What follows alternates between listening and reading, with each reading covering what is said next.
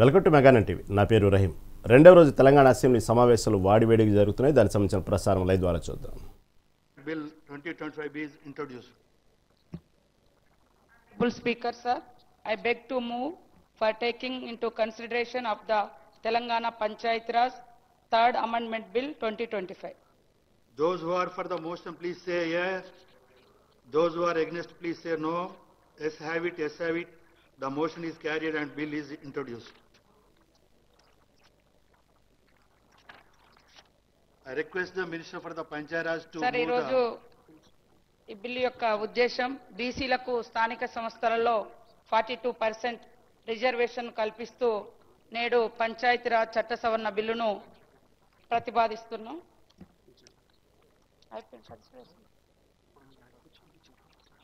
I request the Minister for the Panchayat Raj to move the motion for the taking into consideration of the Telangana Panchayat Raj Bill 2025.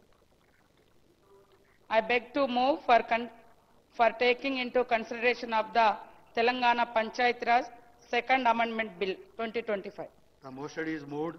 Now discussion on consideration of the bill.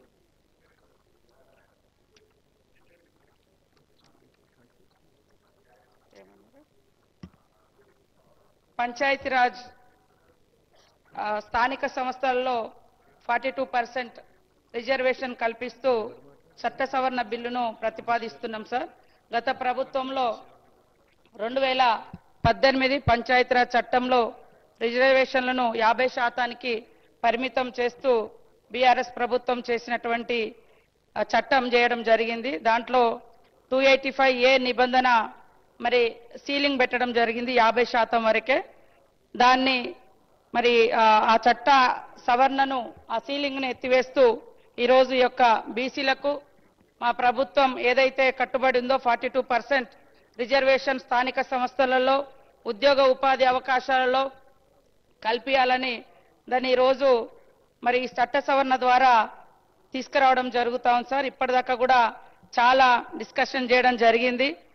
తెలంగాణలో బీసీలు అధికంగా ఉన్న రీత్యా జనాభా ప్రాతిపదికన రిజర్వేషన్లు కల్పిస్తామని ఆ రోజు మా నాయకుడు రాహుల్ గాంధీ గారు ఇత్నా ఆబాది ఉత్నా ఇస్సేదారి అనేటువంటి ఒక స్ఫూర్తితోటి ఒక సామాజిక న్యాయ మూల సిద్ధాంతానికి కట్టుబడేటువంటి మా ప్రభుత్వం మరి ఈరోజు ఇంటింటి సర్వే ద్వారా ఆ తర్వాత డెడికేటెడ్ కమిషన్ ఏర్పాటు చేయడం ద్వారా మరి ఈరోజు ఈ బిల్లును సమగ్రంగా శాస్త్రీయంగా అన్ని వర్గాలతోటి చర్చ చేసుకొని అసెంబ్లీలోకి తీసుకురావడం జరిగింది సార్. గతంలో కూడా 2 బిల్లులు తీసుకురావడం జరిగింది, ఆర్డినెన్స్ కూడా తీసుకురావడం జరిగింది.